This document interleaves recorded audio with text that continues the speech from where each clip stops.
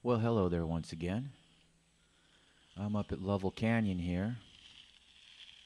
I did a 2 day and 2 night trip recently. Um, it was a Solitude trip. Absolutely nobody in the area. And I'm going to show you my tinder bundle here.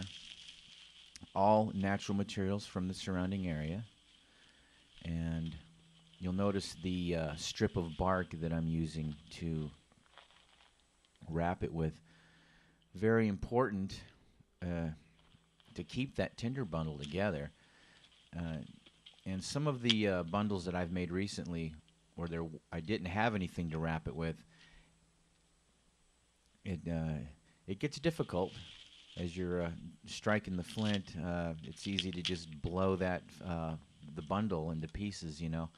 So luckily up here, these trees have these long strips of bark come in real handy.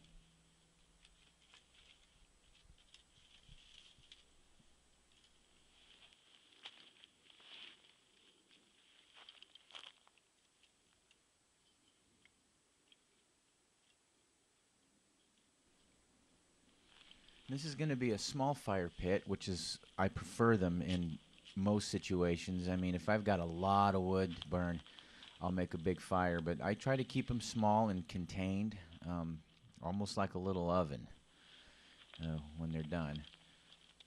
Now, one of the things I use in the heart of the tinder bundle is this material that I was able to find in these right in between these branches and the tree trunk, with some really soft material that I could crumble up into almost like a powder. And it takes the spark very well, and I have had a lot of luck with that.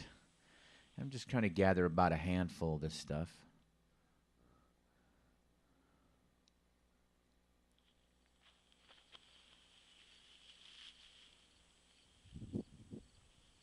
It's going to drop that core right into the middle of the bundle, and we are ready to go.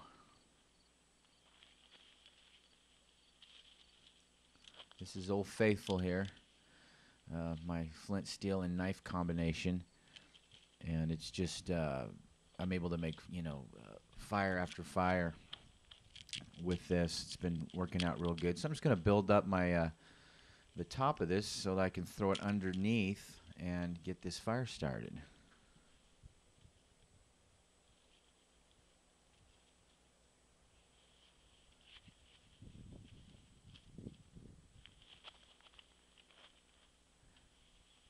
If you've seen my videos before, I prefer to use a knife when I'm using flint steel. They come with little strikers and they work, but you got a good knife that you can abuse a little bit. This knife stays sharp too. It's just a great investment.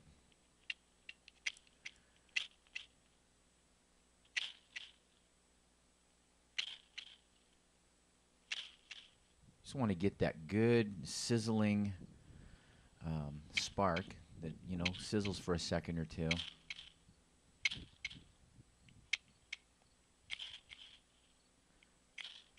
And I've got my bundle separate from the fire up on a nice flat rock.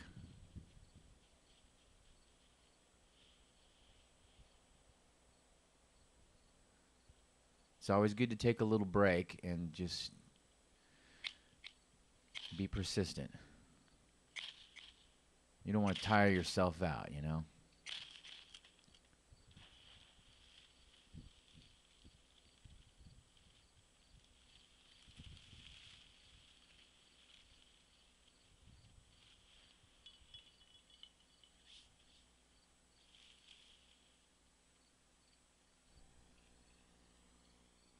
Well, it was a very enjoyable 2 day trip, I have to say.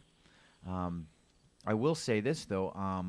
On the second day, being alone from sunup to sundown and that whole day, During the afternoon, about halfway through the day, I did begin to experience some apprehension from the solitude, but that's pretty normal, I think, and it's something I'm learning to become more acquainted with.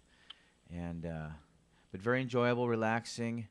I went through most of my hobbies that I do when I'm out there, and something I do plan on doing again real soon.